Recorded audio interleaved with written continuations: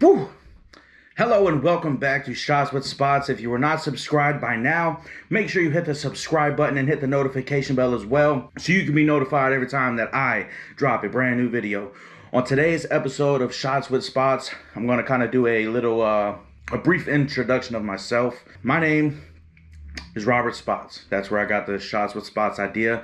I grew up in Philadelphia, Pennsylvania. I lived there until I was about 10 years old. I'm always going to rep Philadelphia. That's, it's stuck with me. You know what I'm saying?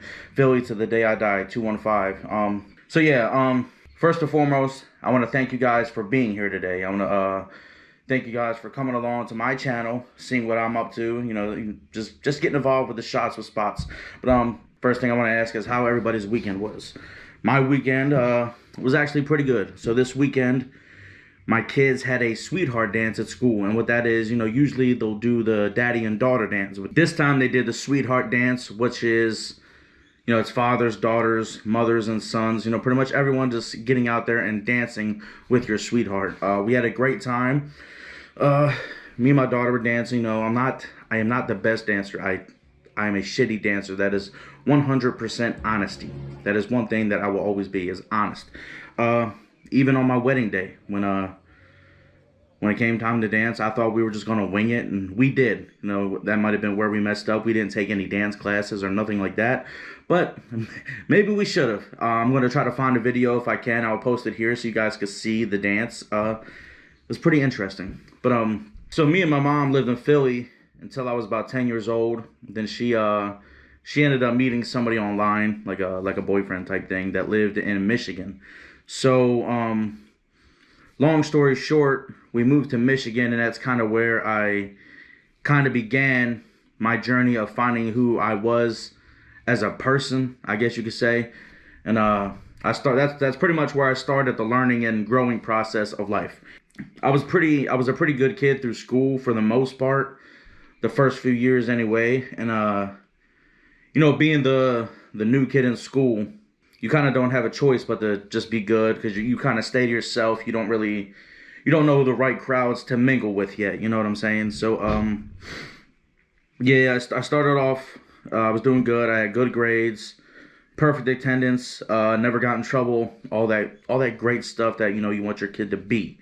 Once I started getting comfortable and meeting new people, that's when things started to kind of turn. You know what I'm saying? So I started slacking in school. Started on schoolwork. I started. I wasn't paying attention in class. I got sent to detention a lot of times. It's sad to say that's kind of where I met one of my best friends growing up, was detention. Shout out to Deucio. What up, young Deuce?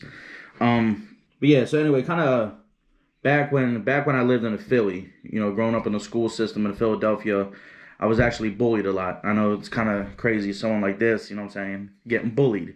But so yeah, I was bullied, and I was always the kid that kind of just stayed to himself. I didn't fit in, you know. I stayed to myself so nobody really wouldn't bother me. And so you think by me moving away from Philly, you know, from getting bullied, all that good stuff, that things would have got better, but it kind of didn't. So, you know, there's kind of two things you can do growing up. You know, you can kind of learn from your mistakes, or you can kind of go down the same route. You know what I mean? So, like, for instance, I was bullied in school in Philadelphia. So when I got to Michigan and started, you know, getting in the school system there, hanging out with the not so great crowd, you know, they're great friends now, they're good people. But hanging out with them in school kind of got me in a lot of trouble. I actually ended up turning into the bully myself, and I was doing a lot of bad things that I really shouldn't have done. But that's kind of when I grew up, like I said, in Philly, in school, that's how I was treated. So it's kind of like when I got to Michigan, I kind of wanted kids to know that not to mess with me. I didn't want to look real vulnerable, you know, to the kids in the school. So I try to just get in there and, you know, put the foot down, like, hey, I'm the motherfucker in charge here. You ain't shit. I'm taking over your school. Yeah. So by the time I got done with middle school, you know, this isn't something I'm really proud of. I finished all the way through middle school. But when I got to high school, I didn't really I didn't pursue a high school education. I dropped out, and crazy thing is, I went to the school. I was there for the orientation. I signed up for the football team. I had things kind of planned going into the school, but things just didn't work out that way. I honestly, I really don't know what I was thinking back then. I don't know. Maybe I just figured, I got bullied in school. I was the bully in school. I was getting in more trouble in school than out of school. So I figured maybe I just take myself out of the school system and kind of, do things on my own. And I'm doing pretty good in life right now. It was a struggle. It was a real struggle to get here. I grew up. I've been through a lot of shit growing up, and a lot of it I'm not proud of. But that's the thing about your past. Like people, like for instance, people ask me all the time. They're like, if you could go back and kind of change anything in your life that you did or didn't do. I always tell them no, because a lot of that stuff that has happened to me in the past, and a lot of the stuff I did growing up, is what made me who I am today. It builds your character. You know what I mean? It helps you learn the process of life, where you got to kind of struggle a little bit to get what you really need and what you really want. And yeah, that's just basically what it is for me. You know what I mean? I wouldn't change anything. I can acknowledge now that what I did back then, it was really messed up, and I should have stayed in school, but I chose not to. But yeah, so I really wasn't like exposed to drugs or anything until what was I was yes I it was around maybe 15, and it was just weed. It wasn't nothing, too off the wall, like fucking ecstasy, cocaine, Xanax. Now down the road, I did experiment a little. Everyone, you're gonna grow up, you're gonna experiment, you're gonna want to know what these things are. Give me a second.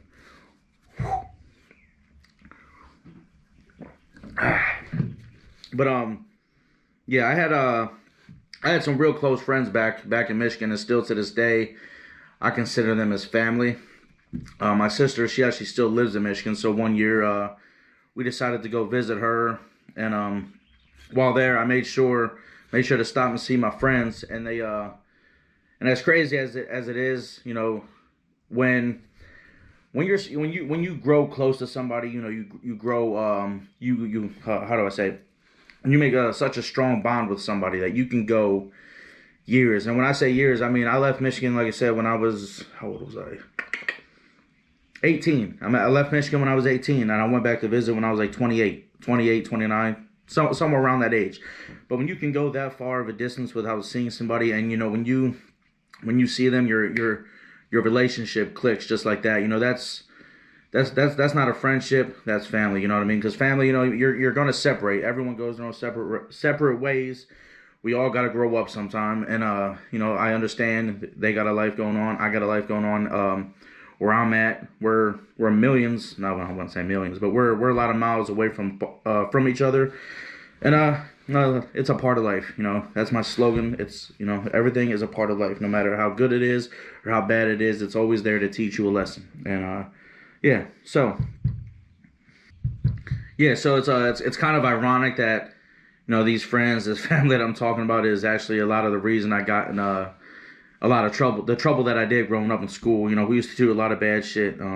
It's just a part of growing up, man. A lot of y'all out there can understand what it is. I know there's a lot of. I'm 31 years old, so I'm sure there's a lot of people my age out there right now grew up kind of doing the same things that I did or something similar to it. If you guys have any crazy experiences that you know what I mean, you've been through growing up as a kid, as a teenager, comment down below. Let us know some of the things you've been through. I'm always open to see or hear other people's stories of what they got into when they were children, teenagers, not children. I mean, when you're a kid, you're not really thinking about doing a bunch of bad shit. You're just out there trying to watch Dora the Explorer and shit, But yeah, so I was real dumb in my teenage years. You know what I'm saying? A lot of us are. But right now, where I'm at now, I'm doing pretty good. This is where I want to be now. You know what I mean? I got a beautiful wife. I got 2 kids, a boy and a girl.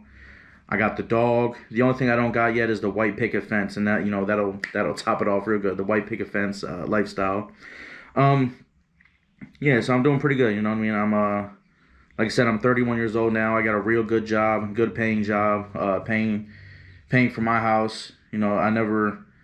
Sometimes in life is crazy because it's like when you've been through so much growing up, you almost sometimes you just gotta sit back. You know, like the other day I was watching a movie at the house, just looked around, you know, to see the kids on the ground watching, laying on the floor watching a movie, my wife watching a movie, the dog just over there chilling, sleeping.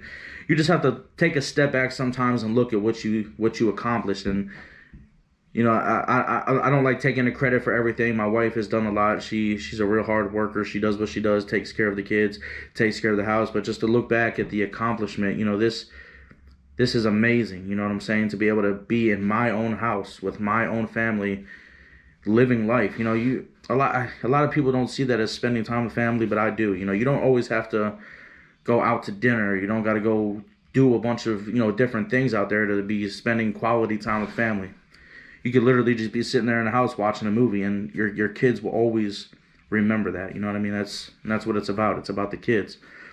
Yeah. So back to Michigan.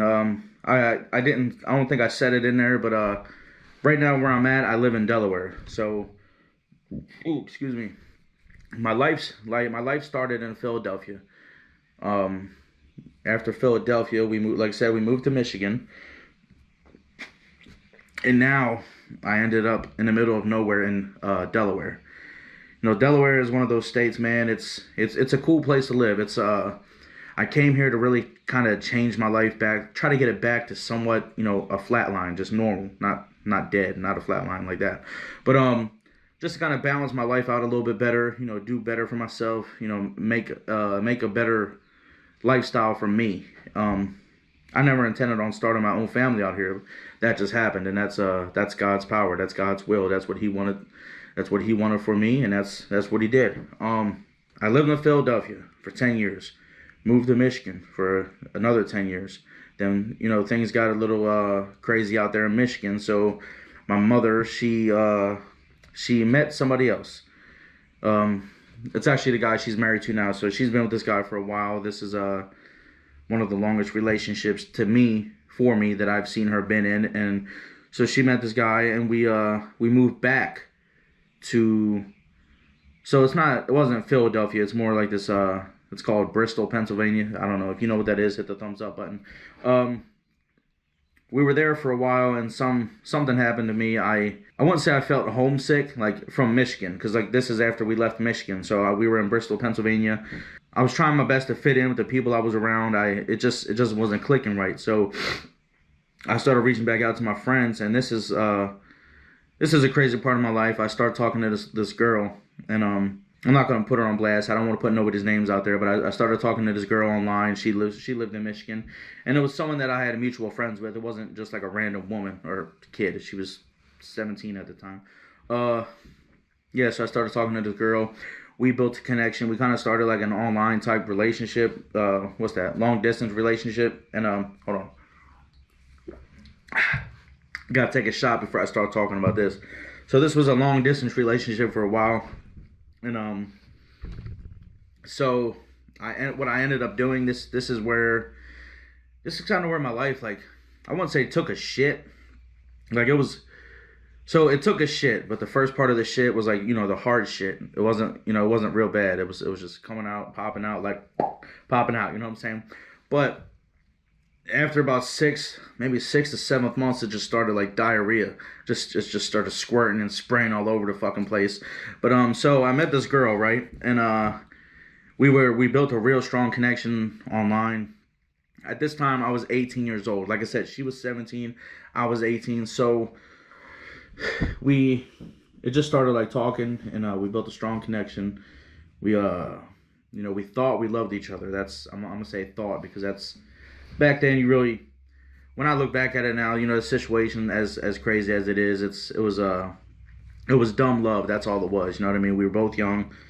So whatever, we continued the online relationship for a while, and then like I mentioned, I was homesick from Michigan. I missed my friends. I missed, you know, the lifestyle that I had out there. You know, where we were at in Bristol. You know, things were just moving a little too slow. You know what I mean? And I was used to moving fast, fast, fast. So what I ended up doing was the friends that I was friends with in Michigan, they offered me to live with them for a little bit. Like they said, if I wanted to come back to Michigan, I could live with them for a little bit, and I did for some time. So I moved back to Michigan, lived with them, and I started. I actually started my relationship with said girl that I was talking about. And that whole situation was kind of weird.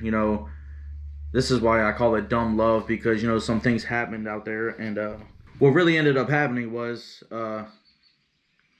We thought, like I said, we thought we were in love. We were doing the right thing. It was puppy dog love. We would meet, we would hang out. But her father knew nothing about it. You know what I mean? So this was real. It was real low key. It was just, we just kept it on the low. We didn't really. All of our friends knew. All of our friends knew what we were doing. Because we would meet each other out. After school, because she would be in school, and like I said, I dropped out, so I didn't go to school. So I would just meet up with her. We would go hang out. Go get some lunch or whatever, something like that. We did some crazy shit. And so the situation was, like, I would go over her house and sneak in her bedroom with her dad there. And when I tell you there was some crazy stuff that happened, like, look, for real, one time, whatever, I snuck in her house, her dad was there, we were in her room, she locked her door was locked, it is what it is. We were laying in the bed, and we were laying underneath the blanket, so where we were laying at, it was like against the wall. And at one moment, her dad knocked on the door, and whatever, she told him, she's like, I'm not dressed or something. I forget what she told him. Like, she told him something, and then she had to go unlock the door, and she came back and laid in bed, and I was literally laying in the bed behind her underneath the blanket. When he opened the door to come in the room, I feel like I stopped breathing for the length period that he was in that room, because I was terrified. Like I said, I was 18 years old. I was a young kid, and if he would have found me, he would have whooped my ass. I ain't gonna lie, it is what it is. He would have beat the hell out of me. So I was laying as close as I can in the wall. Like, I think I indented a hole in the wall from how hard I was pressing against the wall to keep myself hidden.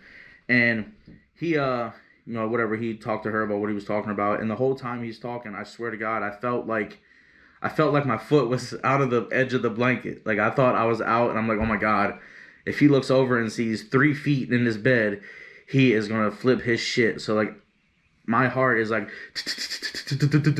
it is just beating its ass off. And so he didn't see me. He left the bedroom, and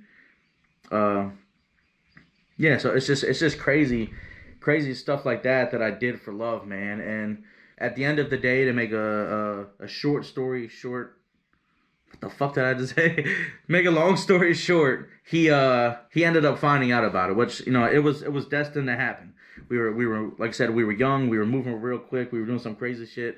That's actually the girl that I lost my virginity to. Like, and it's weird. We did some weird shit as young kids. Like, we actually had sex behind a church. I know that. Don't judge me. We can't live our life judging each other. You know what I mean? We all made mistakes. I'm it is what it is. I'm not afraid to put my mistakes out there. So if you're gonna judge me, you need to go back to church. Yes, we had sex behind a church one night. Like I said, I made mistakes. It's not the best thing. It's not yes, it's something I'm not proud of. You know what I mean? But it happened. So we had sex behind a church. I don't know how many times I'm going to say it. And it was just weird because, we did our thing. And when we got done, a little kid, I know he's about maybe 12 years, he was our age then, like, came riding his bike past the church. And where he was at, he would have had to pass us to get where he was at. So it kind of, sitting here thinking to myself, was this kid literally just back here this whole time while we were doing what we were doing? Like, it was insane. Yeah, so her dad ended up finding out about us. I think what happened was, I really don't, it's weird because I don't know how. And it's crazy to this day, I don't know how he found out. So he found out, he ended up pressing charges on me because, so realistically, like I said, I was 18, she was 17. So when you look at that on paper, they label that as statutory rape, which is, it's very understandable. As an adult now, looking back, I can see where they were coming from. But It's not like I was 30 years old and she was 12. That's that's a whole nother disgusting situation scenario that I do not want to think of. But I understand where her dad was coming from. He never talked to me personally, but through lawyers and stuff, his thing was he wanted his daughter to be get good grades in school. He wanted her to succeed in school, which was understandable. And I wanted to see her do the same things, but I can understand where he was coming from. He didn't want anything crazy to really transpire, which is it's all good. Hey, real quick, I'm gonna cut the story for a second. This is that brand new Proper 12 Irish Apple whiskey. I never had this before. I love Proper 12. I love Irish whiskey. I love Irish whiskey. And it's crazy as it happens to be. We are in the month of St. Patrick's Day. So actually, happy St. Patrick's Day, everybody. Cheers. Whew. But yeah, so the moral of the story is I did end up doing some jail time for this situation. Here's where it gets a little weird. So in the beginning, hold on, let me go back. I had to do community service. So I got in trouble. I didn't face jail time. I ended up having to do like 30 days of community service. No. Yeah, 30 days of community service. Which, you had to go report to the police station. They would drive you out in a van, you and a group of people. You have to go pick up trash and stuff like that. And so I did that. And, I really did. Even after I was done with that, I really tried my best to stay as far away as possible as I could from this girl. And so something happened down the road after community service was done. At this point I was living with who was I living with? I was living with my sister, I believe so. I ended up living with my sister for a little bit. This story is just real out of whack, man. It's just all over the place. But after I served my community service, I was at my mom's friend's house. That's where I ended up staying. I was staying at my mom's friend's house. That's where it was. And I was outside playing with her daughter. She was like 15, 16. We were playing basketball or something. And she was actually friends with the girl that, this whole situation is about, which was kind of crazy because it's like you're friends with her. So it's kind of like, damn, now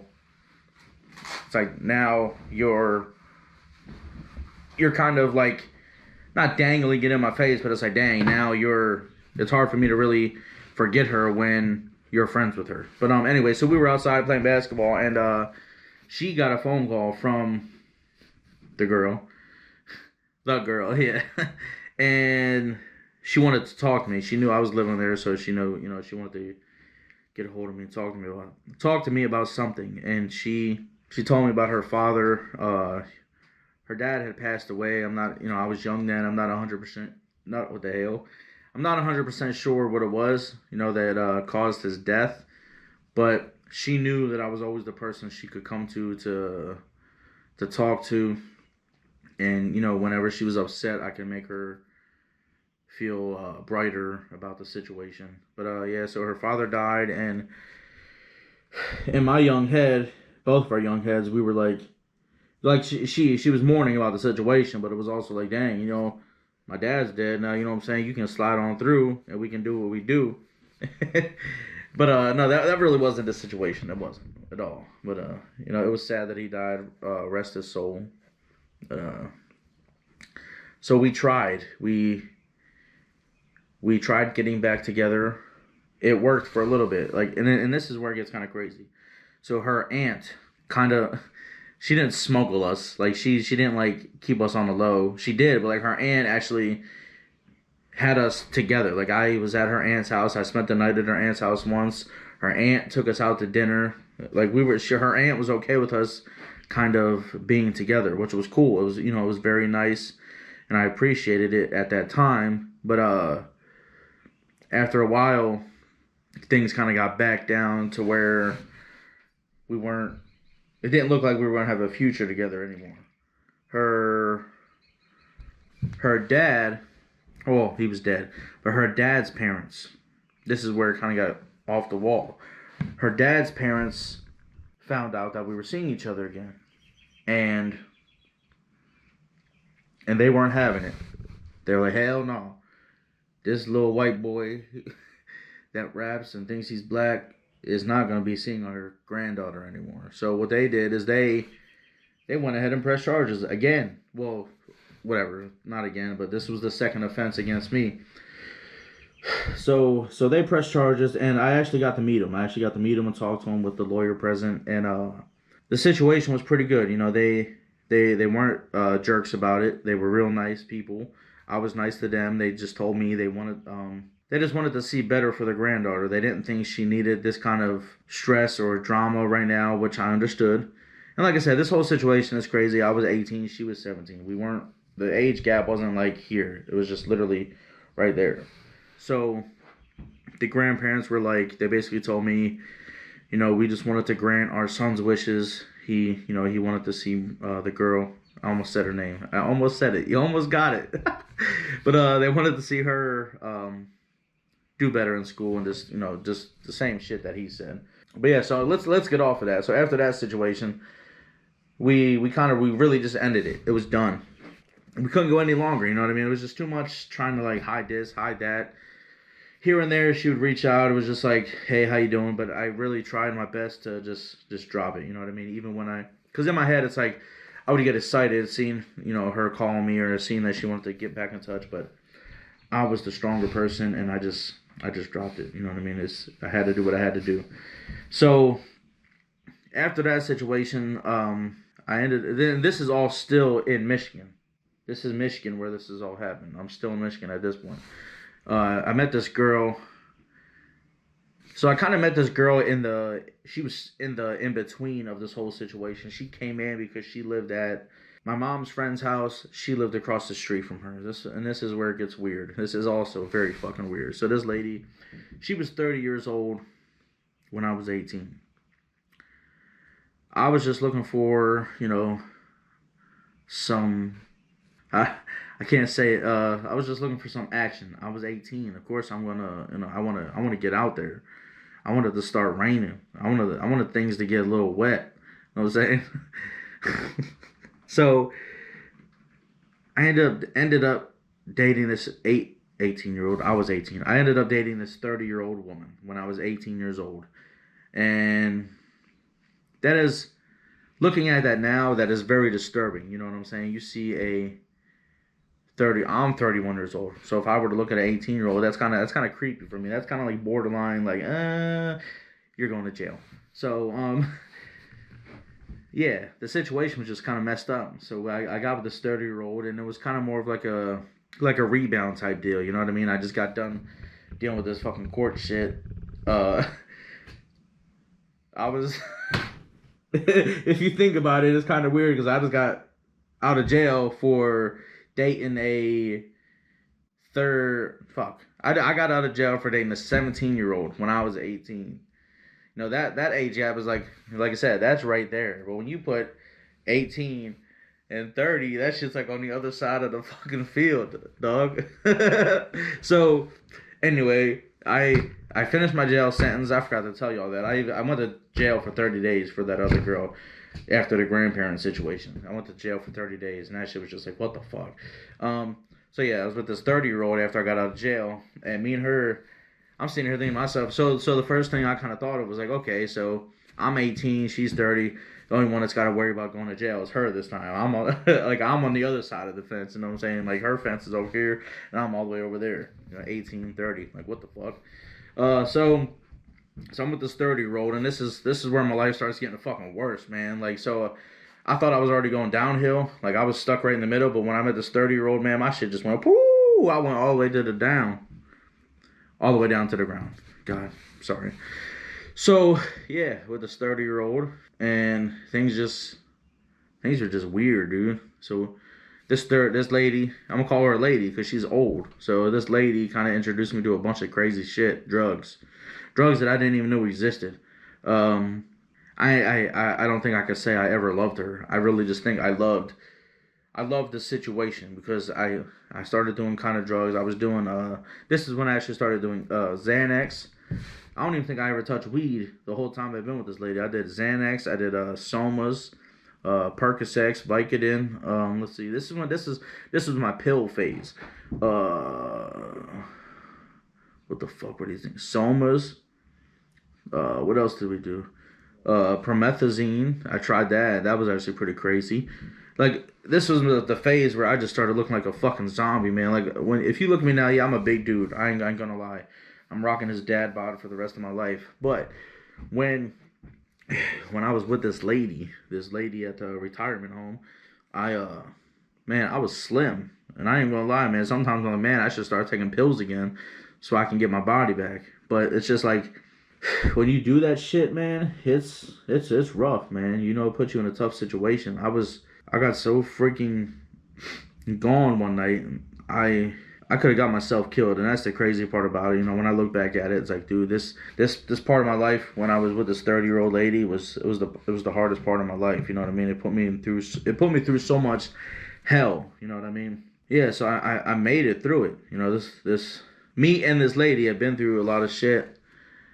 She opened up my eyes to she opened up my eyes to a whole new level of what the fuck, cause her and her mom, man, they scammed the fuck out of some people, dog. They were talking to this old man, and this old man thought that they were like homeless and shit, and they weren't homeless. You know, they were struggling a little bit, but they were robbing this man for his money, and I'm not gonna lie, I think they were sucking some dick on the side. You know what I'm saying? Don't hate me. Look, I'm a nice human being. I love y'all. You don't gotta love me. I'm here to do what I do. I'm just talking about my life, you know. And I can laugh at these situations because this shit has happened to me, man. I've been through it. I'm real happy that I made it to where I am today. Where I'm at right now is just it's great, dog. Another thing that a lot of this has brought me, and I'm not afraid to talk about it. I used to not want to talk about this type of stuff, but I got real bad anxiety and depression, and you know, I'm in that category, and I'm still trying to work with myself. But that's the best thing about this. I'm gonna call it a disease because that's what it is. You know, I hate when people tell me that, oh, you can just brush it off, you can just do this. You know, I try my best. I'll brush it off. I'll get it off my shoulder. Get it off my mind. But it's always gonna eat you. It's gonna eat you alive, man. And I try my best to do what I can. And I feel like that's a part of why I started doing drugs and stuff like that to kind of release those demons out of my brain. And we're in 2023 now, and I feel like it's a lot easier to reach out or be more open about your anxiety and depression these days than it was maybe 5-10 years ago. Like, I mean, you still get some crazy people out there that say, that you're doing it for attention. You just want people to, talk to you and this and that. But for me, I might be doing it for attention, and that's the whole crazy thing. Like, if I open up to somebody about my anxiety and my depression, that opens up the door for them to know my life. And I'm not afraid to tell people things that I've been through. Yeah, they might laugh at it, they might, think it's bullshit, but the only person that knows what I've been through is me. I tried to do therapy a couple times. I mean, I think I might have gone 5 times tops, but it just wasn't for me. You know what I'm saying? The things we were talking about really didn't fix me, man. He was just the things he was saying was like, your thoughts are irrational. But it's not though, man. Because when I'm sitting here thinking about my dad leaving me when I was a kid, that shit fucking happened, man. When I think about when, let's just say something happens with my car, man. Like not too long ago, maybe 5 years ago. That's long as shit. But about 5 years ago, my handle to get out of my car, the handle you pull, the door opens, that broke on my car, and I had to YouTube that shit on how to fix it. You know what I mean? I never had a father figure to kind of show me how to work on cars, to show me how to do shit. Things are kind of fucking crazy out here. You know what I mean? And that's the part that's traumatizing because it's like I try my best not to blame anybody. I don't blame anybody for what's going on in my life. So it's like with my car, like I was saying, my handle broke. I had a YouTube on how to fix it. You know what I mean? And I don't feel dumb about it because it's crazy. Like, I YouTubed how to fix it. But then what I did is I had my son right there with me, and I showed him how to do it. You know what I mean? Like I take there's a couple people. There's a couple types of people in this world. So let's just put it like this. You got me that grew up without a father. Somebody else that grew up without a father. You got me that is taking the missing pieces that my father never taught me, learning them, and then passing that on to my son. Then you got this person over here that, okay, my dad left me, so oh, I just had a new baby. I'm gonna leave that baby. They're gonna follow the path that their father took and just leave. I will not do that because I know the pain. I know what it's like to not have somebody there. When you look out there, and it's just like all my life I appreciated my mother. When I'm at my baseball games, I look out to the bleachers, see my mom sitting out there. That is perfect. I'm always gonna love my mother for that. I never knew what it was like to look for a father because I never had one. And and I'm okay with that. Yes, it hurts me. Deep down inside it fucking hurts. But I'm a human being. I will get over these things and I will learn how to do things on my own. My mother has taught me the best she could and she is still teaching me things to this day. She's teaching me how to gamble and spend money at the casino. But that's a different story. Yeah, so my mom, she raised me pretty much my whole life by herself. She had a little help from her dad, which was my grandfather. Yeah, I mean life was tough growing up, and it's like I said, I wouldn't go back and change anything. The things me and my mom went through in our lifetime, it made us who we are. She's a hard worker. She busts her ass, at everything she does, and that's what she taught me. You know what I mean? And I'm always gonna be that same way. I'm always gonna want to work. I'm always gonna want to put my hands on everything and people. I'm not gonna don't really like letting people do things for me, because I'm gonna do it myself regardless. I'm gonna try my best to get it done. Yeah. So that's pretty much my life in a nutshell. I did some bad things in life, met some bad people in life, been to jail. I'm not proud of that. Like I don't tell people that I've been to jail in hopes that like, oh, he's cool. I'm gonna be like him. I don't want people to think that. I just want people to know me. You know what I mean? Like I'm not a perfect person. Like I don't want people to think like, oh, he's perfect. He's good. Where he's at now is where he's been his whole life. It hasn't been. I worked my butt off. Not even physically. I did the physical work, but I did the mental work, and I'm still doing the mental work. I'm up here. I'm like this is 100% up here, and this is me. I am nowhere near. I'm still at the bottom. And I think I can speak for a lot of people. We do a real good job of not showing that. We like to. I'm not gonna say we because some people are different, but I keep my emotions on the inside. I don't like people seeing not who I am, but like I don't want people to see my weaknesses. I don't ever want to be vulnerable to anybody. I'm always gonna have a smile on my face. I'm always gonna be happy when I talk to people. It's just how it is. It's what it is, yo. So yeah, I want to flip the script a little bit. Kind of got a few things I wanted to talk about that are kind of off the wall out there, just different things. So got a buddy of mine from work. He's a great person. I ain't gonna call him a kid because he's older than me. I was gonna say he's a great kid, but he's into this like medieval knight type of shit, and he currently has this thing going on. It's called Whack a Night. I don't know if any of you guys have ever been to the Angry Axe and Rage Room in Salisbury. They have axe rooms. They got a rage room where you can beat the fuck out of shit, which is pretty cool. Don't get me wrong. But my buddy, he was there recently, and he pitched him an idea to do a Whack a Night themed event. To where he goes in there, he dresses as a knight. He's got all the shit. He's got the helmets, the shield, the swords, and all that type of shit. And you get to go in there. I'm not sure about the time frame or anything, but I know it costs $25. But you get to go in there. He has a bunch of weapons you can choose from. For adults and children. You can go in there and you can beat the shit out of them for $25. If let's just say you're mad at one of your exes, you get to go in there and you'll whack a knight. And realistically, you just think of him as one of your exes. You just beat the fuck out of him. You know what I'm saying? I told him one day I might go up there dressed as somebody else and just beat the fuck out of him for no reason. I think it might be funny. So yeah, if you're interested in going to Whack a Night, his next appearance will be March 4th, 2023. I believe it's a Sunday. I think they're gonna be doing every other Sunday for now. Unless this thing starts popping off. So I hope to see you guys out there. Yeah, I might be out there myself one day whacking a night.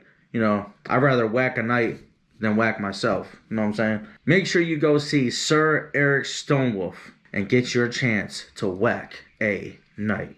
Get it right? But yeah. So on another note, I kind of got some random questions I want to ask y'all. When we all love Taco Bell, right? Taco Bell, it's a fucking grade A place. You got the fucking tacos. I love the Crunchwrap Supreme. That's what I get every time I go there. It's one of my favorite things. So with the Taco Bell sauce, if you are a sauce person, do you do you feel the need to add sauce to every last bite that you take? Because I find myself doing it, and I've seen people do it, and I'm like, that's weird. But then I think to myself, I'm like, dude, I do the same thing. Like I catch myself like I put a drizzle, like for instance on a Crunchwrap Supreme, I drizzle the sauce down the whole thing, bite it, eat it. Sauce is gone. I'm like, man, add more sauce. I just want to know if some of you guys out there are the same way I am. If you have to have sauce in every bite, comment down below. Let me know. If not, it is what it is. But I just looked at it and I thought it was weird. And I began to think like, dude, I do the same exact thing. So it's maybe I'm weird. You know what I'm saying? If you think I'm weird, leave a thumbs up. Hey, we're all weird. Stay weird. What are some of your favorite things from Taco Bell? One thing I used to love from there. They used to have this what is it called? They used to have it was called a beefy Frito burrito. It was with the Fritos in it. It was grade A. It was top. It was a top burrito. I used to get it every time I went there. I would get like 2 or 3 of them. That's how much I liked it. And I think maybe the last 3 or 4 years they stopped selling it. I have no idea why. Taco Bell, if you're watching this, let me know why you stopped selling the beefy Frito burrito. And if you are gonna plan on bringing it back, make sure you let me know first, because I will be right there with my mouth wide open. One thing I know that was random as hell, but everything's gonna be random with me, especially when you're taking shots with spots. It's random, man. Some shit is not planned. Some shit is planned, some shit's not, but you're gonna get what you got. And I just want to talk about. I know this is kind of old. This was maybe, don't quote me on it. It was maybe 4 or 5 months ago. Might have been a lot longer than that. But I wanted to talk about the death of Aaron Carter. Aaron Carter, man, like I said, I'm a 90s kid. I grew up, I'm 31 years old now. I believe we're around the same age. I forget how old he is. But, that's kind of like somebody, it's like an icon that I grew up with, you know what I mean? Aaron Carter was the shit back then. We used to listen to him. I want candy. Burn, burn, burn, burn, burn, burn. You know what I'm saying? Like, Aaron Carter was a shit, man. You seen him as a little kid, and just for him to grow up, man. And I'm not 100% sure what it was, that caused him to, do the things he did. A lot of people are saying it was an accident.